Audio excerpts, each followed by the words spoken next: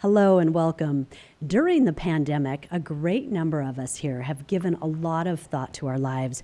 Maybe we've reconsidered our career choice, our work conditions, flexibility, work-life balance, along with maybe where we want to live and what we need to be happy and how we measure our quality of life. What's now being called the Great Resignation began emerging in April 2021. Wikipedia says that in that month, 4 million Americans quit their jobs, and the trend continues. Research has found that more than 3 million Americans retired early because of the pandemic. With all these shifts and changes, there are no doubt a great deal of people in transition. So joining me from Flagstaff is Melissa Cripps. Melissa is a life coach who has navigated her way through her own transition and has started a consulting business to help guide others through this time of change. Her company is Blue Raven Inspirations, a creative transformational path to abundance.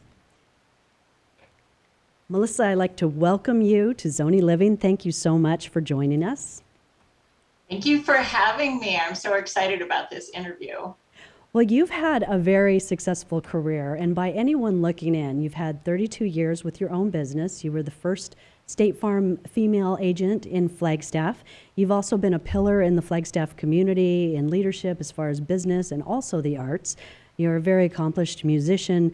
You've earned your Master of Music in Cello Performance from Northern Arizona University and were a founding member of the Orchestra Northern Arizona and been part of many musical organizations.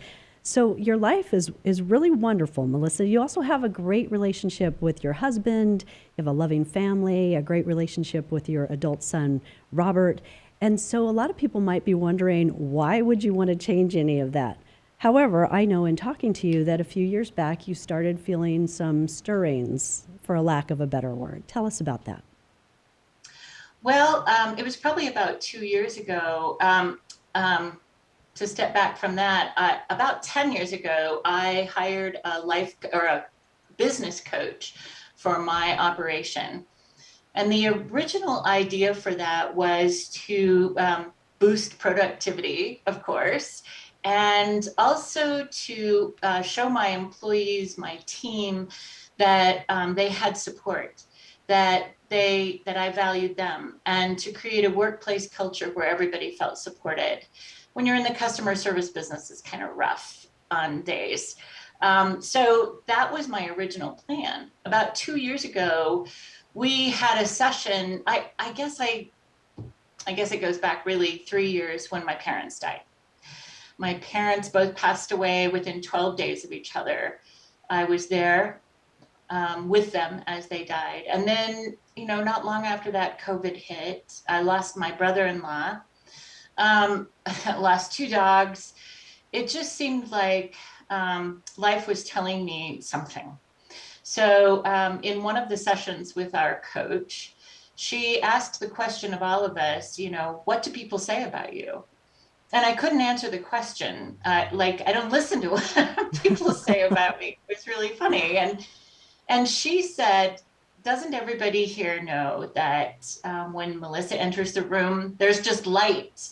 And that just clicked with me. I thought, that is the purpose I've been looking for. That's in me. It's been in me. And now somebody's validated it. And that's the purpose I want. I loved my career. I loved my work. I worked with people who needed help, I loved their stories. I loved working with people. But there just came a point where I wanted more. Yes, well, you talked about all the different things that were happening in your life, and I think I'm guessing that that's probably a key point when you're talking with people that are going through transition. I heard a great quote. I hadn't heard this before. Alexander Graham Bell this morning as I was driving to the studio. It says, when one door closes, another door opens. We've all heard that before, but we often look so long and so regretfully upon the closed door that we do not see the ones which open for us. And also in my book, Life Lessons from a Zonie Girl, I talk about people who have the courage and wisdom to leave something good for the possibility of something great. And so I'm guessing through your new consulting business, Blue Raven Inspirations, this is part of the the world that you're trying to help people recognize, some of the signs when there is a transition. But how do you know what signs are transition and when you might just simply be stuck, or does it matter? Well, I think a transition sometimes reveals the stuckness, or the stuckness is the sign of a transition. I honestly, I thought about this the other day before I knew that would be a question, and that is that I believe all of us are in some sort of transition. When we think back on our lives, we're aging, we're losing loved ones, we're changing jobs, we're moving, we're having children, we're constantly really in a state of transition. Right now, everybody is in transition, mostly because of COVID, trying to cope with the changes in our lives, with how worn out we are, and grieving over COVID. So, it's kind of a non-answer to your question, but I think everybody recognizes that in themselves and comes to a point where they want something different. I had a friend tell me when I just started on this journey, she said, and I talked about the possibility of retiring. She said, if not now, when? And she also said, don't wait till you have to. Great Don't wait advice. to make changes until you have to. Well, you talk about that a little bit because you're a very organized person. I've known you for 30 years, and you are really great at working with people and working through problems. Usually when somebody calls their insurance agent, it's not just to say hello, it's because I just got in a car accident or something that they need help through. So you've kind of been doing this all along, helping people through difficult times. So when you started thinking about retirement, you told me this great story that happened to you last July when you were just doing your normal stuff and you were meditating. So if you would share that. Yeah, I had revealed to State Farm that I wanted to retire, and they talked me into waiting a year so that they had time to find a new agent and those kinds of things. Well, 3 months later, I got a call from someone in South Carolina who said, I saw that you're retiring. People in leadership with State Farm knew about the retirement before it was opened up to public. So he said, this is what I want. I want to be back in agency. I want to be back. I want to be in a town like Flagstaff. Um, and I was very open to the possibility of leaving early. And I think that's the key to all of this, and everything is openness. Just that, and that's kind of what meditation is about as well, is just opening ourselves to the possibilities, leaving a space open for the what needs to come to us come. And that's what happened. Not only did he want to take my agency, he wanted to hire my employees, which is absolutely the most beautiful thing that could have happened. They still have jobs. My former customers still work with the same people. And he hired an already trained and experienced team. Not only that, but moving into the space that I was in, and who knows what that leads to down the road. So it's just a matter of sitting quietly and being open to the possibilities. And then State Farm's like, yeah, if this guy's great, we're just going to take him on, and it just moved very quickly from there. And Melissa, you've got a very unusual name, Blue Raven Inspirations. Tell us where that came from. I was searching for a name for my new business, and I get most of my best inspirations on walks. And I kept hearing this command to look up, and so I did. There's this beautiful blue Flagstaff sky, and also as I looked up, there were 2 or 3 or 4 ravens. I almost always see the ravens on my walk. So the blue sky is, of course, infinite. And my favorite color, I love blue. I love blue. um, And then the raven is an inspirational animal. Um, uh, in so A raven represents change, courage, intelligence, um, and a little bit of a comedian. And and then so that part seemed just right. And if you look at a raven in the right light, they are iridescent blue. And then Wow. inspirations is that's my job, is to inspire. Hmm. My job as a life coach is to inspire. As we inhale, we inspire. Ah, of course. The spirit is an inspiration.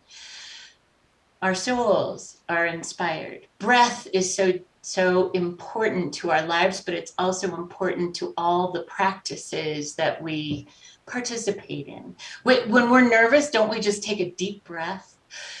And when we do yoga, we take a deep breath. When we go into meditation, we do some breathing exercises. When we want to relax, I read some great articles this morning on the New York Times about relaxation. We need to listen to, pay attention to our breath. And that's what inspires us. The other thing is, we have to be open to answers and inspiration from everywhere. Don't know if you're watching Ted Lasso, but oh my gosh, there's a lot of good life lessons in that in that series. No, not yet.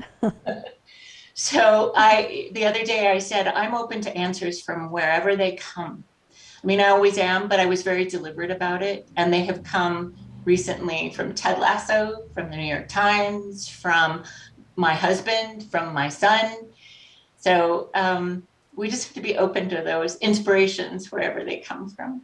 You know, I have a picture in my office of a beautiful painting with a big raven in an aspen tree, and I will never look at it the same. Thank you for filling me in and informing me about the meaning of ravens and, and the name of your business. I will always think of the blue skies when I hear the name of your business. And you also talk about stress, and I think this is a really important quote. You say, stress is killing us. There's an urgent need to reconsider the way we've been operating. And I think if we layer the COVID pandemic on top of that, it's even more important. You said we have to change this model of working ourselves to death. And I think the millennials in general seem to have the right idea. If you're constantly in competition, you're stirring in the wrong hormones. Yeah, stress hormones are killers. I can't even think of the names of them right now, but because I'm not a Cortisone, I think, is one of them. yeah, all those Cortisol. Thank bad, you. yeah. I mean, they can be good if you are needing to flee a situation, but they're not good if that's your constant state of being. So stress is killing us. And my little story is um, even though I had decided to retire and I was totally open to this idea of leaving early, the actual transition was stressful. Sure. You know, cleaning out my building. And as I told you, you know, all I needed was a shredder, a Goodwill truck, and a moving van, and I'd be out of there, or a dumpster, and I'd be out of there. And it's not quite that simple. So moving furniture out, going through things and seeing what needed to be kept, leaving something that I had done for 32 years, that grief hit me unexpectedly. And all of those little things built up in me, and I actually had a physical response. I had tummy trouble for like 2.5 Mm, 3 months, but guess what, it's gone. that's Because that stress is gone, because I was open to what was the possible, and taking care of myself. And when the statement about millennials is, my son's a millennial, so I kind of have this intimate relationship with one. I see a lot of them saying we don't want to just sell our time for money. We want mm, to use our time and want to do the things that fulfill them. And I see them more doing 2 and 3 jobs, but they're the kinds of jobs that they love doing. My great niece is teaching rock climbing, guiding, kayaking in the summer, and she's teaching skiing in the winter, and they live out of a van and they're loving it. They are living the dream, as she says. That's so important for us to note. Oh, yes, yes. Like that is a possibility. I'm not downplaying the cold hard fact is we all need to live somewhere, have food to eat, have a car to drive, buy gas. And in order to do that, we have to have work. But I think if we look at what is worthwhile work and what is feeding us rather than killing us. My dad told me so many years ago, get a job with a good company and stick with it for 30, 40 years and then retire. That was the model. That was the model. It is the stress model. And how many of those people who followed that model die right after they retire? Yeah, well, we've Who all have seen the statistics. serious illnesses. Yeah. My mom and dad were going to travel when they retired. Dad got sick. Couldn't do all the traveling they wanted to do. And I see that story over and over and over again. Yeah.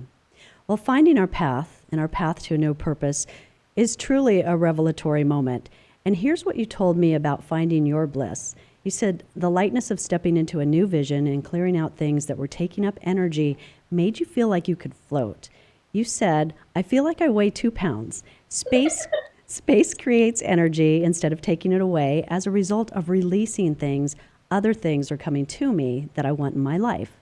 So in your experience with working with clients, is that a common feeling, the weightlessness, the floaty, blissful feeling that comes with the aha moment when your path is illuminated? Yes, yes. It is almost like magic. Although, we know what it is taking time to open up that space. I keep saying, become aware, become more in tune with what it is we really want, what we value. I think our values are one of the most important things to get in touch with. And then once you have that, you, as I said before, when we were talking before, like you're not married to the outcome. Do not be tied to the outcome. The outcome may surprise you and be even better than what you could have thought of before. That's where the lightness comes from. It's like, whoa, oh my gosh, I hadn't thought of that. What a brilliant thing to do. And that magic happens. And I would challenge everyone to think back through their lives and think of the moments when they thought, wow, that was a great moment. I understood something, or I became aware of something, or something really magic happened. And I wasn't controlling that. We weren't in control of it. And yet the outcome was exactly what we needed. And I think you mentioned magic before in the past when we've talked, and I think that's funny that word keeps coming up. Your sister was one of the people that brought that to your attention too. Obviously, the two of you were going through tough times together when your parents were ailing at the end of life, and then she lost her husband, and you were there for her, and she gave you encouragement and reinforced the things that you were starting to be aware of, the things that other people were saying about you and to you, and as you were finding your path. Mm-hmm. Mm-hmm. Yeah, she said, Melissa, you should just be doing this. You should just be doing this. I always feel so much better when we've talked or when we've been together. At one point, she even said I was channeling our mom. Mom was a deacon, a highly spiritual person, and I think maybe not even aware of how connected she was to the divine. And through our times together, she said, no matter where you go, Melissa, you just create magic. We were on, and what you're referring to is this trip to Scotland. Oh, I think we have a picture of you in Scotland. It's Oh, the yeah, picture yeah. of pure bliss. So we'll go ahead and show everyone that. I love this because here you are. You were talking about you were in Scotland. This is the island of Staffa where you are. You look so incredibly happy, and you can tell that it looks really cold and damp, like you would imagine Scotland would be. So go ahead. I interrupted your story, but tell me about the magic with your sister. Well, there were a couple of things that happened when it was just the two of us. We got to Inverness. My husband went to London to see his children, and my sister and I went to Inverness before we met up in Edinburgh. And we needed, the wonder of COVID, we had to get a 2-day test after getting to Scotland. Of course. Yeah, the government is watching over us. So we had to do that. We missed the opportunity in the airport. That's another long story. But when we got to Scotland, I finally arranged these 2-day tests for us when we got to Edinburgh. So a day before my husband got there. And we got out to the place with a kind of a surly taxi driver, but we got out to the place. And then the lady says to me, "You've done the wrong test. You've arranged for the wrong test." And I was pretty close to tears. And she said, "Wait." And after a while, she talked to her administrator or whatever. "Oh, you're fine. You're fine, sweetie," in this wonderful Scottish accent. "You're fine, sweetie. You're good to go. We're all set." So then I called for a taxi. The taxi got there right away. And the guy says, "It's amazing to meet you. Oh, this is so awesome. It's so fun to have you ladies in my taxi." Oh, how fantastic. I know. And so we gave him the address of our Airbnb. And then after a while, we said, "We're really hungry. We haven't eaten since we left Inverness, and we're pretty hungry." And he said, "Oh, leave it to me." He got on the phone. He called a restaurant. He said, he told them there were 2 people for dinner. Can you fit them in? And he made the reservation under taxi driver and took us straight there. Fantastic. And you, again, didn't try to control the outcome. You didn't try to imagine the best case scenario or stress out over what bad things might happen in the process. I love your mission. Your mission is Blue Raven Inspirations to embody, master, and inspire an unlimited belief in abundance for clients in order to influence a more loving and compassionate world. That is a bold, large, and beautiful mission statement. Tell me about that. It was a long process to come to that mission statement. Every word is intentional. I'm a researcher in art, which wasn't my past life, but I am now. I love looking up the meanings of words. I love looking up the meanings of everything. So I looked up the meanings of all of those words. That mission statement technology came through a book I read years and years and years ago by Lori Beth Jones called The Path. So I know a mission statement has to be memorable. You have to be able to recite it. And so I put that together. Each word is very intentional.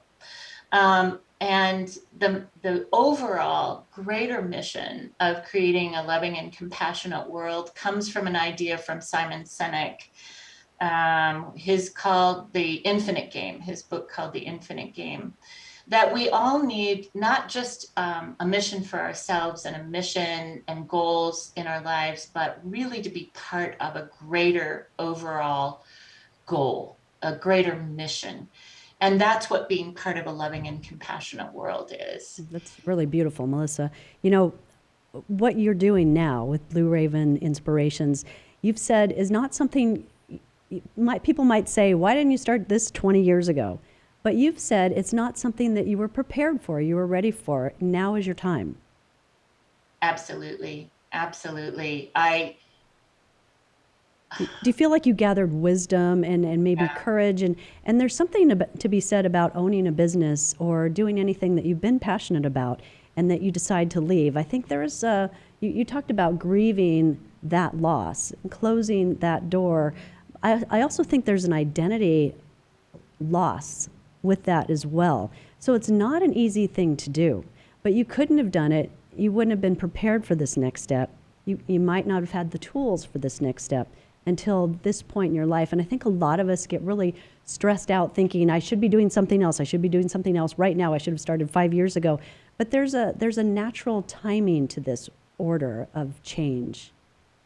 Well, there is. And, um, figuring out what we should be doing, figuring out what our path is. And no, I lacked awareness. I was not, I remember telling my son one time after he went to college, I'm sorry that I was always in a hurry. And I was. Right. And throughout my 20s and 30s and 40s, I was always in a hurry. I was in a hurry to get things done. I was on a path this way. And I have to get things done. And in order to do the next thing, in order to do the next thing, in order to do the next thing, I was completely unaware of being mindful of the things that I was doing along the way. And so even though I gained wisdom and I can think back about, oh my gosh, the magic that's happened in my life, including becoming a State Farm agent, they rejected me at first. That's painful. Painful. And just being open to the possibilities. This is what I wanted to do. I wanted to be a State Farm agent more than anything. And so it happened. But so those magic moments in my life I can think back on. But when you're going through them, sometimes, that old, you can't see the forest for the trees.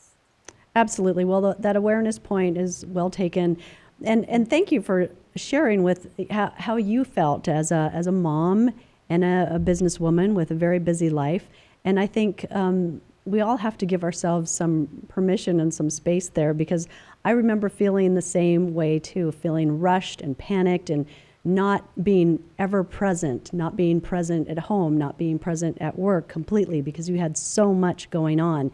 But I think we have to forgive ourselves and understand we were doing the best we could with what we had, which maybe benefited all those around us in some way too. Maybe they learned to be more independent, or maybe they learned to be more understanding of what it takes to be driven and to make a good life.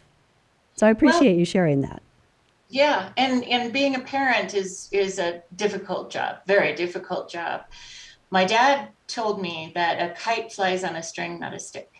So whatever path we choose is not a straight path, right? It never is a straight path. Yeah, I have to think about that visual. That's perfect. Isn't it great? Yeah. I have a lot of dadisms. Oh, I love it. So that string moves and it adapts and it's flexible. Yes, stick is not, but there are so many stories about people who started their careers later in life. Sure, absolutely. 60s, 70s, and I did read recently, I think I told you about this, that our most productive years are between 60 and 70. The second most productive is between 70 and 80, and the third most productive is between 50 and 60. Isn't that encouraging? It is encouraging, and I haven't fact checked all that yet, so that's part of my research.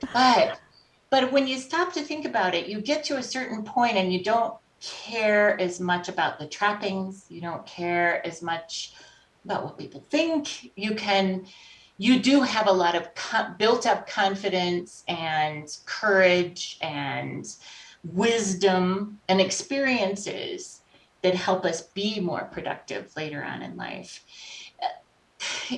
The idea that we get old and then are not productive or not contributing people in society is a difficult transition in our lives as well. Yes, and we can't think that way, and that's great advice and a great place to think about for the rest of the day.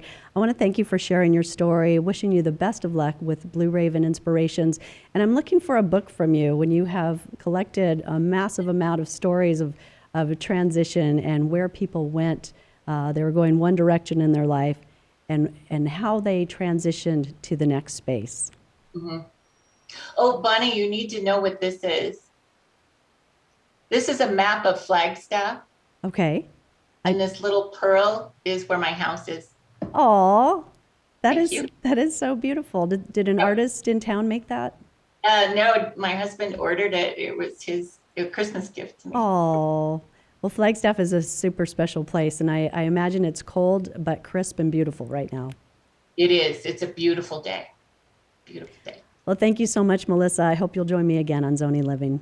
Love to, love to. Thank you so much for putting me on. And you can read more about Melissa Cripps and Blue Raven Inspirations in the January edition of Flagstaff Business News, or find her story online at flagstaffbusinessnews.com. You can also visit the Facebook page for Blue Raven Inspirations or email blueraveninspirations@gmail.com. You can also call Melissa, and that number is 928-380-1642. As we talk about finding our path, how about in the snow? This was the scene shortly after Christmas at Arizona Snow Bowl. We had some great snowstorms over the holidays. More than 90% of the mountain resort is open. And I have to say, the Snow Bowl team is highly skilled at grooming and moving snow around on the many runs. There is a wide variety of terrain, from beginning trails to black diamond runs. Arizona Snow Bowl offers a 2,300-foot vertical drop, 8 lifts, including the state-of-the-art Arizona gondola, an adaptive skiing program, and the largest beginners area in the Southwest. Don't you just want to be up there right now? Well, I hope whatever you're doing, you're enjoying your winter, finding your bliss, and living on purpose. I'm Bonnie Stevens.